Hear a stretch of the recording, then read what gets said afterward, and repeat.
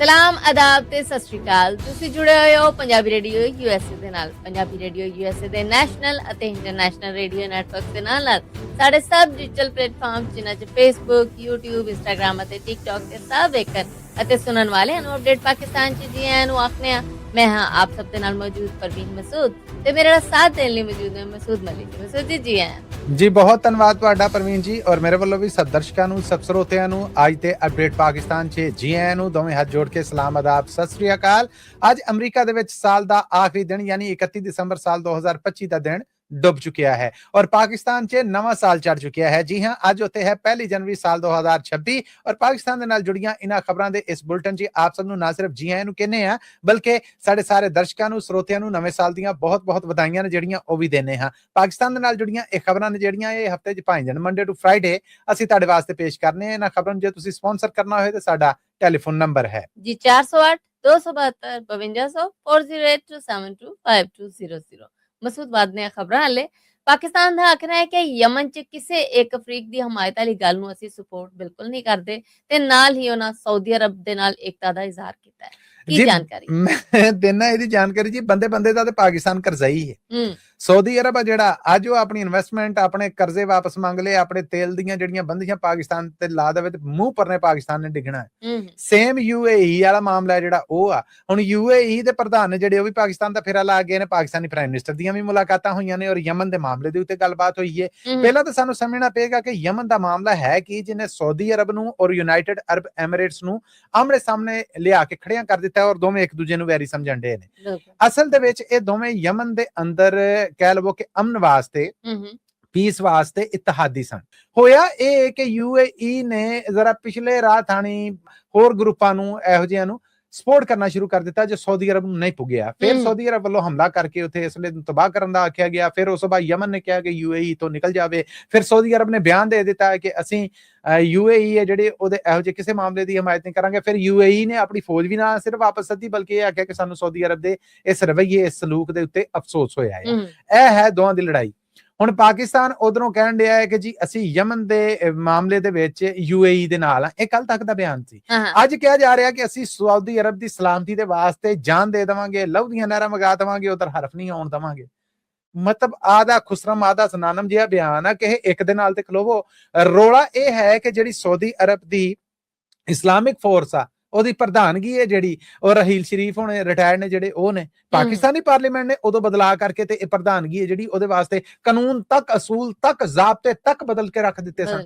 ਹੁਣ ਇਹ ਸਾਰੇ ਮਾਮਲੇ ਹੋਏ ਨੇ ਤੇ ਇੱਥੇ ਪਾਕਿਸਤਾਨੀ ਫਾਰਨ ਆਫਿਸ ਦਾ ਇਹ ਬਿਆਨ ਸਾਹਮਣੇ ਆਇਆ ਕਿ ਜੀ ਅਸੀਂ ਯਮਨ ਦੇ ਵਿੱਚ ਕਿਸੇ ਇੱਕ ਫਰੀਕ ਦੀ ਹਮਾਇਤ ਦੀ ਬਿਲਕੁਲ ਸਪੋਰਟ ਨਹੀਂ ਕਰਦੇ ਕਿ ਕਿਸੇ ਇੱਕ ਨੂੰ ਕੀਤਾ ਜਾਏ। ਅਸੀਂ ਸਾਊਦੀ ਅਰਬ ਦੀ ਸਲਾਮਤੀ ਦੇ ਨਾਲ ਖਲੋਤੇ ਹਾਂ। ਮਤਲਬ ਕਿ ਢਕੇ ਲਫ਼ਜ਼ਾਂ ਦੇ ਵਿੱਚ ਜ਼ਰਾ UAE ਨੂੰ ਝੰਡੀ ਵਿਖਾਤੀ ਹੈ ਕਿ ਨਹੀਂ ਭਾਈ ਸਾਡਾ ਗੁਜ਼ਾਰਾ ਨਹੀਂ ਸਾਊਦੀ ਅਰਬ ਤੋਂ ਬਗੈਰ।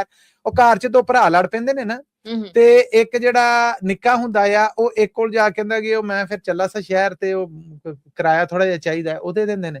ਫਿਰ ਉਹ ਵੱਡੇ ਵੱਲ ਜਾਂਦਾ ਕਿ ਮੈਂ ਭਾ ਚੱਲਾ ਸਾ ਸ਼ਹਿਰ ਤੇ ਉਹ ਥੋੜਾ ਜਿਹਾ ਕਿਰਾਇਆ ਉਹ ਵੱਡੇ ਕੋਲੋਂ ਵੀ ਲੈ ਲੈਂਦਾ। ਜਦੋਂ ਦੋਵਾਂ ਦੀ ਸੁਲ੍ਹਾ ਰਹਿੰਦੀ ਹੈ ਨਾ ਉਦੋਂ ਉਹਨੇ ਇੱਕ ਹੀ ਕਿਰਾਇਆ ਲੱਭਦਾ ਆ। ਸੋ ਇਹ ਹੁਣ ਪਾਕਿਸਤਾਨ ਆ ਜਿਹੜਾ ਇਹ ਫਸ ਗਿਆ ਹੈ ਕਿ ਦੋਵੇਂ ਭਰਾ ਕਹਿੰਦੇ ਤੂੰ ਤੇ ਮੇਰੇ ਕੋਲ ਵੀ ਕਿਰਾਇਆ ਲਿਆ ਸੀ, ਉਹ ਕਹਿੰਦੇ ਤੂੰ ਮੇਰੇ ਕੋਲ ਵੀ ਕਿਰਾਇਆ ਲਿਆ। ਜਵਾਬ ਕਿਹਨੂੰ ਦਵੇ, ਨਾ ਕਿਹਨੂੰ ਕਰੇ। ਸੋ ਇਹ UAE ਔਰ ਸਾਊਦੀ ਅਰੇਬੀਆ ਦੇ ਯਮਨ ਦੇ ਮਾਮਲੇ ਦੇ ਵਿੱਚ ਪਾਕਿਸਤਾਨ ਉਹੀ ਨਿੱਕਾ ਭਰਾ ਹੈ ਜਿਹੜਾ ਪਹਿਲਾਂ ਉਧਰੋਂ ਵੀ ਲਈ ਆਉਣ ਡਿਆ ਸੀ, ਉਧਰੋਂ ਵੀ ਲਈ ਆਉਣ ਡਿਆ ਸੀਗਾ, ਹੁਣ ਫੜਿਆ ਗਿਆ ਆ।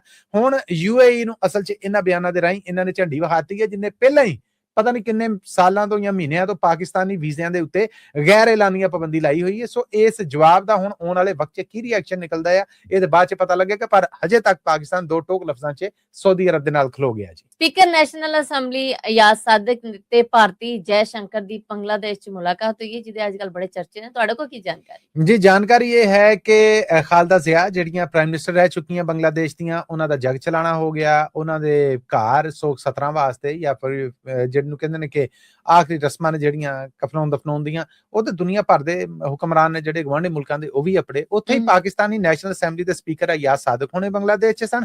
ਢਾਕਾ ਖਾਲਦਾ ਜ਼ਿਆ ਦੇ ਘਰ ਉੱਥੇ ਹੀ ਜਿਹੜੇ ਭਾਰਤੀ ਫਾਰਨ ਮਿਨਿਸਟਰ ਨੇ ਡਾਕਟਰ ਜੇ ਸ਼ੰਕਰ ਉਹ ਵੀ ਉੱਥੇ ਸਨ।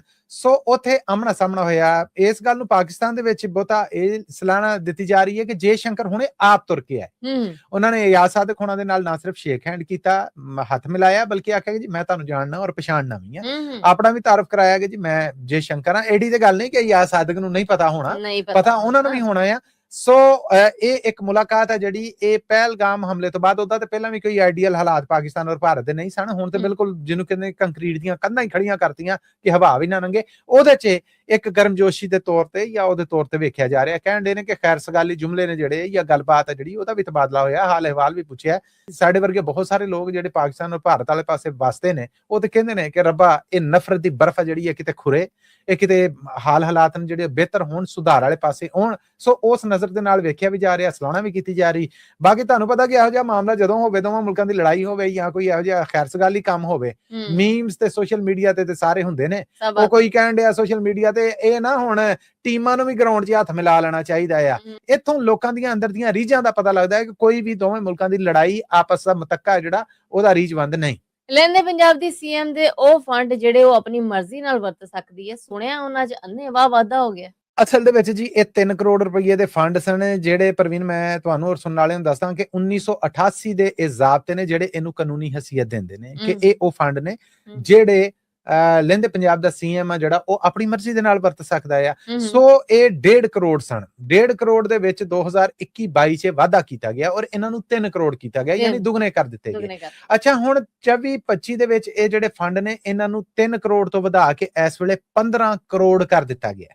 ਓਵਰਆਲ ਵੇਖੀਏ ਤੇ ਹਜੇ ਤੱਕ ਜਿਹੜੇ ਨੰਗੇ ਨੇ ਪਿਛਲੇ ਸਾਲ, ਉਹਨਾਂ 'ਚ ਸਿਰਫ ਟੋਟਲ 6 ਕਰੋੜ ਰੁਪਈਆ ਜਿਹੜਾ ਉਹਦੇ ਫੰਡ ਜਾਰੀ ਹੋਏ, ਜਿਨ੍ਹਾਂ 'ਚ 5 ਕਰੋੜ 85 ਲੱਖ ਜਿਹੜੇ ਉਹ ਖਰਚ ਹੋਏ। ਇਹ 5 ਸਾਲਾਂ ਦਾ ਜਿਹੜਾ ਇਹ ਸ਼ੁਮਾਰਾ ਆ। 2021-22 ਚ ਇਸ ਮੱਚ 3 ਕਰੋੜ ਰੁਪਈਏ ਰੱਖੇ ਗਏ ਸਨ, ਜਿਹੜੀ ਪੂਰੀ ਦੀ ਪੂਰੀ ਰਕਮ ਖਰਚ ਹੋ ਗਈ 21-22 ਚ। ਫਿਰ 22-23 ਦੇ ਵਿੱਚ ਇਹ ਅਲਾਟਮੈਂਟ ਤੇ ਕਾਇਮ ਰਹੀ, ਪਰ ਇਹਦੀ ਖਾਸ ਐਡਜਸਟਮੈਂਟ ਜਿਹੜੀ ਉਹਦੇ 'ਚ 2 ਕਰੋੜ 40 ਲੱਖ ਰੁਪਈਏ ਜਾਰੀ ਕੀਤੇ ਗਏ। ਫਿਰ 23-24 ਦੇ ਵਿੱਚ ਵੀ ਇੱਕ ਇਹੋ ਜਿਹਾ ਸਾਲ ਰਿਹਾ ਕਿ ਬਜਟ 'ਚ 1 ਕਰੋੜ 50 ਲੱਖ ਆ ਜਿਹੜੇ ਉਹ ਰੱਖੇ ਗਏ, ਪਰ ਉਹਨਾਂ ਦੇ ਵਿੱਚੋਂ 1 ਰੁਪਈਆ ਵੀ ਨਾ ਖਰਚਿਆ ਗਿਆ। ਇਹ ਸਾਰੀ ਰਕਮ ਜਿਹੜੀ ਇਹ ਵਾਪਸ ਕੀਤੀ ਗਈ।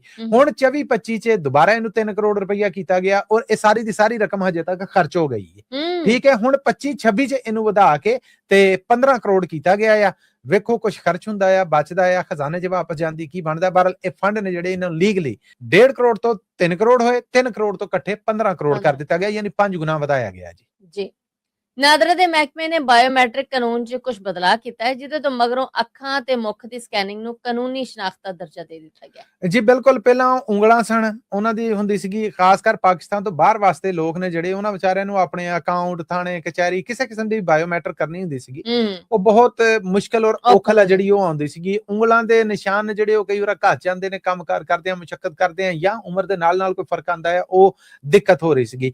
ਹੁਣ ਇਹ ਬਕਾਇਦਾ ਇਹ ਜਿਹੜਾ ਫੈਡਰਲ ਮਹਿਕਮਾ ਆ, ਸ਼ਨਾਖਤੀ ਕਾਰਡ ਬਣਾਉਣ ਵਾਲਾ, ਪਾਸਪੋਰਟ ਬਣਾਉਣ ਵਾਲਾ, ਇਮੀਗ੍ਰੇਸ਼ਨ ਬਣਾਉਣ ਵਾਲਾ, ਦੂਜੇ ਮੁਲਕਾਂ ਦੇ ਸ਼ਹਿਰੀਆਂ ਨੂੰ ਵੀਜ਼ੇ ਦੇਣ ਵਾਲਾ ਨਾਦਰਾ ਦਾ ਮਹਿਕਮਾ, ਇਹਦੀ ਇਹ ਬਾਇਓਮੈਟ੍ਰਿਕਸ ਨੇ ਜਿਹੜੀਆਂ ਇਹ ਵੱਡੇ ਕਹਿ ਲਵੋ ਗਿਣਤੀ ਦੇ ਉੱਤੇ ਸਿਰਫ ਫਿੰਗਰਪ੍ਰਿੰਟ ਹੀ ਨਹੀਂ, ਇਹ ਮੁੱਖ ਦੀਆਂ ਅੱਖਾਂ ਦੀ ਜਿੱਦਾਂ ਤੁਸੀਂ ਦੱਸਿਆ ਸਕੈਨਿੰਗ ਹੈ ਜਿਹੜੀ, ਉਹਨੂੰ ਕਾਬਲੇ ਕਬੂਲ ਬਾਇਓਮੈਟ੍ਰਿਕ ਹੈ ਜਿਹੜਾ ਉਹ ਮੰਨ ਲਿਆ ਗਿਆ ਆ। ਪਾਕਿਸਤਾਨ 'ਚ ਮਲਟੀ ਬਾਇਓਮੈਟ੍ਰਿਕ ਵੈਰੀਫਿਕੇਸ਼ਨ ਸਿਸਟਮ ਹੈ ਜਿਹੜਾ, ਉਹਨੂੰ ਹੁਣ ਲਾਗੂ ਕਰਨ ਦੇ ਵਿੱਚ ਇਹ ਇੱਕ ਤਗੜੀ ਕਿਸਮ ਦੀ ਕਾਨੂੰਨੀ ਜਿਹਨੂੰ ਕਹਿੰਦੇ ਨਾ ਕਿ ਦਲੀਲ ਆ, ਉਹ ਪ੍ਰਵੀਨ ਆ ਗਈ ਹੈ। ਹੁਣ ਕੰਟੈਕਟਲੈਸ ਫਿੰਗਰਪ੍ਰਿੰਟ ਔਰ ਅਫੀਸ਼ੀਅਲ ਜਿਹੜੀ ਹੈ ਵੈਰੀਫਿਕੇਸ਼ਨ, ਇਹ ਸਹੂਲਤ ਜਿਹੜੀ ਇਹ ਇੰਟਰੋਡਿਊਸ ਕਰਾਈ ਜਾਏਗੀ। ਇਹ ਵੀ ਦੱਸ ਜਾਈਏ ਕਿ ਨਾਦਰਾ ਔਰ ਪਾਕ ਆਈਡੀ ਮੋਬਾਈਲ ਐਪ ਹੈ ਜਿਹੜੀ, ਉਹਦੇ ਰਾਹੀਂ ਇਸਲਾਮਾਬਾਦ 'ਚ ਗੱਡੀਆਂ ਦੀ ਰਜਿਸਟ੍ਰੇਸ਼ਨ ਵੀ ਇਸੇ ਤਰ੍ਹਾਂ ਅੱਖਾਂ ਔਰ ਮੁੱਖ ਦੀ ਸਕੈਨਿੰਗ ਦੇ ਨਾਲ ਹੋ ਰਹੀ ਹੈ। ਔਰ ਆਨਲਾਈਨ ਪਾਸਪੋਰਟ, ਯਾਨੀ ਤੁਸੀਂ ਇੱਥੇ ਅਮਰੀਕਾ ਬੈਠੇ ਜੇ, ਇੰਗਲੈਂਡ ਬੈਠੇ ਜੇ, ਕੈਨੇਡਾ ਬੈਠੇ ਜੇ, ਆਸਟ੍ਰੇਲੀਆ ਬੈਠੇ ਜੇ, ਪਾਕਿਸਤਾਨ ਤੋਂ ਬਾਹਰ ਦੁਨੀਆ ਦੇ ਕਿਸੇ ਮੁਲਕ 'ਚ ਬੈਠੇ ਜੇ, ਔਰ ਤੁਸੀਂ ਆਪਣਾ ਪਾਸਪੋਰਟ ਆ ਜਿਹੜਾ ਉਹਨੂੰ ਐਕਸਟੈਂਡ ਕਰਨਾ ਜਾਂ ਰੀਨਿਊ ਕਰਨਾ ਹੈ, ਤੇ ਉਹਦੇ ਵਾਸਤੇ ਆਲਰੇਡੀ ਇਹ ਬਾਇਓਮੈਟ੍ਰਿਕ ਜਿਹੜੀ ਹੈ ਆ ਮੁੱਖ ਦੀ ਔਰ ਅੱਖਾਂ ਦੀ, ਇਹ ਸ਼ੁਰੂ ਹੋ ਚੁੱਕੀ ਸੀਗੀ। ਔਰ ਹੁਣ ਕਹਿੰਦੇ ਨੇ ਕਿ ਆਉਣ ਵਾਲੇ ਵੇਲੇ ਦੇ ਵਿੱਚ 20 ਜਨਵਰੀ 2026 ਤੋਂ ਨਾਦਰਾ ਦੇ ਜਿੰਨੇ ਫੈਸਿਲਿਟੇਸ਼ਨ ਸੈਂਟਰ ਨੇ ਉਹਨਾਂ ਦੇ ਉੱਤੇ ਇਹਨੂੰ ਲਾਗੂ ਕੀਤਾ ਜਾ ਰਿਹਾ ਆ, ਔਰ 20 ਰੁਪਏ ਦੀ ਜਿਹੜੀ ਫੀਸ ਆ ਉਹ ਰੱਖੀ ਗਈ ਇਹਦੇ ਲਈ। ਜੀ, BBC ਦੀ ਇੱਕ ਰਿਪੋਰਟ 'ਚ ਦਾਅਵਾ ਕੀਤਾ ਗਿਆ ਹੈ ਕਿ ਪਾਕਿਸਤਾਨ ਦੇ ਇਲਾਕੇ ਦੱਖਣੀ ਵਜ਼ੀਰਿਸਤਾਨ 'ਚ ਤਾਲਿਬਾਨਾਂ ਦਾ ਕੰਟਰੋਲ ਹੈ, ਤੇ ਉਹ ਤਾਲਿਬਾਨਾਂ ਨੇ ਆਪਣੇ ਕਾਨੂੰਨ ਦੇ ਤਹਿਤ ਇੱਕ ਬੰਦੇ ਨੂੰ ਸਜ਼ਾਏ ਮੌਤ ਵੀ ਦੇ ਦਿੱਤੀ ਹੈ, ਜਿੱਦੀ ਕਿ ਵੀਡੀਓ ਵਾਇਰਲ ਹੋਈ ਹੈ। ਗੂੜੀ ਨਜ਼ਰ ਰੱਖਣ ਵਾਲੇ ਲੋਕਾਂ ਦਾ ਆਖਣਾ ਹੈ ਕਿ ਇਹ ਹਕੂਮਤੀ ਨਾਕਾਮੀ। ਜੀ ਗੂੜੀ ਨਜ਼ਰ ਰੱਖਣ ਵਾਲਿਆਂ ਦੀ ਗੱਲ ਕਿਸੇ ਹੱਦ ਤੱਕ ਠੀਕ ਹੈ। ਇਲਾਕਾ ਪਾਕਿਸਤਾਨੀ ਹੋਵੇ, ਬੰਦਾ ਪਾਕਿਸਤਾਨੀ ਸ਼ਹਿਰੀ ਹੋਵੇ ਔਰ ਉਹਦਾ ਜਜ਼ਾ ਸਜ਼ਾ ਜੁਰਮ ਜੋ ਵੀ ਹੈ ਉਹਦੇ ਮੁਤਾਬਕ ਉਹਨੂੰ ਪਾਕਿਸਤਾਨੀ ਕਾਨੂੰਨ ਉਹਦੇ ਤੇ ਇੰਪਲੀਮੈਂਟ ਨਾ ਹੋਵੇ, ਤਾਲਿਬਾਨਾਂ ਦਾ ਅਫਗਾਨਿਸਤਾਨੀ ਕਾਨੂੰਨ ਹੈ ਜਿਹੜਾ ਉਹ ਪਾਕਿਸਤਾਨੀ ਇਲਾਕੇ ਦੇ ਵਿੱਚ ਲਾਗੂ ਹੋਵੇ ਤੇ ਇਹ ਨਾਕਾਮੀ ਤੇ ਹੈ, ਹਕੂਮਤ ਇਹਨੂੰ ਮੰਨੇ ਜਾਂ ਨਾ ਮੰਨੇ। ਔਰ ਉਹਨਾਂ ਇਲਾਕਿਆਂ 'ਚ ਆਪਰੇਸ਼ਨ ਵੀ ਚੱਲ ਰਹੇ ਨੇ। ਇਹ ਜੀ ਮਾਮਲਾ ਇਦਾਂ ਹੋਇਆ ਹੈ ਕਿ ਇੱਕ ਬੰਦਾ ਆ, ਉਹਦਾ ਨਾਂ ਜਿਹੜਾ ਇਸ ਮੌਕੇ ਤੇ ਸਾਹਮਣੇ ਆਇਆ ਆ ਉਹ ਰਹਿਮਾਨੁਦੀਨ ਦੱਸਿਆ ਗਿਆ। ਇਸ ਬੰਦੇ ਨੇ ਕੀ ਕੀਤਾ ਸੀਗਾ ਕਿ ਇਸ ਬੰਦੇ ਨੇ ਆਪਣੇ ਪਿਓ ਨੂੰ, ਆਪਣੀ ਮਤਰੇਈ ਮਾਂ ਨੂੰ ਔਰ ਉਹਨਾਂ ਦੀ ਨਿੱਕੀ ਜਿਹੀ ਧੀ ਨੂੰ ਕਤਲ ਕਰ ਦਿੱਤਾ ਸੀਗਾ। ਕਤਲ ਕਰਕੇ ਨਸਿਆ ਤੇ ਫਿਰ ਇਹਦੀ ਗ੍ਰਿਫਤਾਰੀ ਦੇ ਵਾਸਤੇ ਪੁਲਿਸ ਛਾਪੇ ਮਾਰਦੀ ਰਹੀ। ਇਹ ਗ੍ਰਿਫਤਾਰ ਨਾ ਹੋਇਆ, ਪਹਾੜਾਂ ਦੇ ਵਿੱਚ ਲੁਕਿਆ ਰਿਹਾ। 19 ਦਸੰਬਰ ਨੂੰ ਇਸ ਬੰਦੇ ਦੇ ਉੱਤੇ FIR ਆ ਜਿਹੜੀ ਉਹ ਦਰਜ ਹੋਈ, ਪਰ ਇਹ ਗ੍ਰਿਫਤਾਰ ਨਾ ਹੋਇਆ। ਤਾਲਿਬਾਨਾਂ ਨੇ ਇਹਨੂੰ ਫੜ ਲਿਆ, ਗ੍ਰਿਫਤਾਰ ਕਰ ਲਿਆ। ਗ੍ਰਿਫਤਾਰ ਕਰਕੇ ਉਹਨਾਂ ਨੇ ਆਪਣੇ ਸੋਸ਼ਲ ਮੀਡੀਆ ਪ੍ਰੋਪੇਗੈਂਡਾ ਅਕਾਊਂਟ ਆ ਜਿਹੜਾ ਉਹਦੇ ਉੱਤੇ ਇੱਕ ਵੀਡੀਓ ਹੈ ਜਿਹੜੀ ਉਹ ਵਾਇਰਲ ਕੀਤੀ ਔਰ ਆਖਿਆ ਕਿ ਜਿੱਥੇ ਪਾਕਿਸਤਾਨੀ ਕਾਨੂੰਨ ਨਾਕਾਮ ਆ ਉੱਥੇ ਸਾਡਾ ਕਾਨੂੰਨ ਆ ਜਿਹੜਾ ਉਹ ਵੇਲੇ ਸਿਰ ਘੰਟਿਆਂ ਦੇ ਵਿੱਚ ਇਨਸਾਫ ਦਿੰਦਾ ਆ। ਤੇ ਇਸ ਬੰਦੇ ਨੂੰ ਗ੍ਰਿਫਤਾਰ ਕਰਕੇ ਉਹਨਾਂ ਮਜਮੇ ਦੇ ਸਾਹਮਣੇ ਇਹਦੀਆਂ ਬਾਹਾਂ ਪਿੱਛੋਂ ਬੰਨੀਆਂ, ਅੱਖਾਂ ਦੇ ਉੱਤੇ ਪੱਟੀ ਬੰਨੀ ਹੈ। 12 ਕ ਬੰਦੇ 18 ਕ ਬੰਦੇ ਨੇ ਜਿਹੜੇ ਉਹ ਵੀਡੀਓ ਦੇ ਵਿੱਚ ਅੱਡੋ ਅੱਡ ਪਾਸੇ ਵਿਖਾਏ ਜਾਂਦੇ ਨੇ। ਉਹਨਾਂ ਨੇ ਮੂੰਹ ਨੱਕ ਲਪੇਟੇ ਨੇ। ਉਹਨਾਂ ਕਹਿੰਦੇ ਕਿ ਬੰਦਿਆਂ ਦੇ ਵਿੱਚ ਇਸ ਮੁੰਡੇ ਦੇ ਭਰਾ ਵੀ ਨੇ। ਇੱਕ ਬੰਦਾ ਜਿਹੜਾ ਉਹ ਪੜ੍ਹ ਕੇ ਦੱਸਣ ਡਿਆ ਕਿ ਇਹ ਬੰਦਾ ਜਿਹੜਾ ਇਹਨੇ ਆਪਣੇ ਪਿਓ ਨੂੰ, ਆਪਣੀ ਮਤਰੇਈ ਮਾਂ ਨੂੰ ਔਰ ਆਪਣੀ ਮਤਰੇਈ ਭੈਣ ਨੂੰ, ਜਿਹੜੀ ਕਿ ਬਿਲਕੁਲ ਦੁੱਧ ਪੀਂਦੀ ਸੀਗੀ, ਸ਼ੀਰਖਾਰ ਬੱਚੀ ਸੀਗੀ, ਉਹਨੂੰ ਕਤਲ ਕੀਤਾ ਔਰ ਇਹ ਆਪਣਾ ਜੁਰਮ ਮੰਨ ਚੁੱਕਿਆ। ਸੋ ਇਹਦੇ ਜੁਰਮ ਦੇ ਇਕਰਾਰ 'ਚ ਤੇਰੇ ਕਤਲ ਦੇ ਉੱਤੇ ਇਹਨੂੰ ਸਜ਼ਾਏ ਮੌਤ ਸੁਣਾਈ ਜਾਂਦੀ। ਫਿਰ ਉਹ 12 ਬੰਦੇ ਨੇ ਜਿਹੜੇ ਆਉਂਦੇ ਨੇ, ਅੰਨ੍ਹੇਵਾਹ ਉਹ AK-47 ਦੀ ਫਾਇਰਿੰਗ ਕਰਦੇ ਨੇ। ਵੀਡੀਓ ਦੇ ਵਿੱਚ ਉਸ ਬੰਦੇ ਨੂੰ ਕਤਲ ਕਰ ਦਿੱਤਾ ਜਾਂਦਾ ਹੈ ਔਰ ਖੂਨ ਨਾਲ ਉਥੜੀ ਇਹ ਲਾਸ਼ ਹੈ ਜਿਹੜੀ ਉਹਦੇ ਡਿੱਗਣ ਤੱਕ। ਇਸ ਵੀਡੀਓ ਨੂੰ ਫਿਰ ਉਹ ਤਾਲਿਬਾਨ ਆਪਣੇ ਸੋਸ਼ਲ ਮੀਡੀਆ ਅਕਾਊਂਟ ਤੋਂ ਵਾਇਰਲ ਕਰਦੇ ਨੇ। ਇੱਥੇ ਤੱਕ ਤੇ ਇਹ ਹੋ ਗਿਆ ਮਾਮਲਾ ਕਿ ਬੰਦੇ ਨੇ ਜੁਰਮ ਕੀਤਾ ਸੀ। ਬੰਦੇ ਨੇ ਜੁਰਮ ਕੀਤਾ ਸੀਗਾ ਤੇ ਪਾਕਿਸਤਾਨੀ ਅਦਾਲਤਾਂ ਦੇ ਮੁਤਾਬਕ ਉਹਨੂੰ ਸਜ਼ਾ ਦਿੱਤੀ ਜਾਂਦੀ ਨਾ। ਤਾਲਿਬਾਨਾਂ ਦਾ ਇੱਥੇ ਆਣਾ, ਕਚਹਿਰੀ ਲਾਣਾ, ਜਜ਼ਾ ਸਜ਼ਾ ਦੇਣਾ, ਇਹਦੇ ਨਾਲ ਇੱਕ ਤੇ ਇਹਨਾਂ ਵਜ਼ੀਰਿਸਤਾਨ ਦੇ ਦੱਖਣੀ ਔਰ ਪਹਾੜੀ ਇਲਾਕਿਆਂ ਦੇ ਵਿੱਚ ਕਹਿੰਦੇ ਨੇ ਕਿ ਖੌਫ ਔਰ ਡਰ ਔਰ ਸਹਿਮ ਖਿਲਰ ਗਿਆ ਹੈ। ਤਾਲਿਬਾਨਾਂ ਨੇ ਇਹ ਕੰਮ ਕਰਕੇ ਅਸਲ ਦੇ ਵਿੱਚ ਉੱਥੇ ਆਪਣਾ ਅਸਰ ਔਰ ਆਪਣਾ ਜ਼ੋਰ ਆ ਜਿਹੜਾ ਉਹ ਦੱਸਿਆ ਔਰ ਆਪਣੇ ਹੋਲਡ ਨੂੰ ਤਗੜਿਆਂ ਕੀਤਾ ਆ।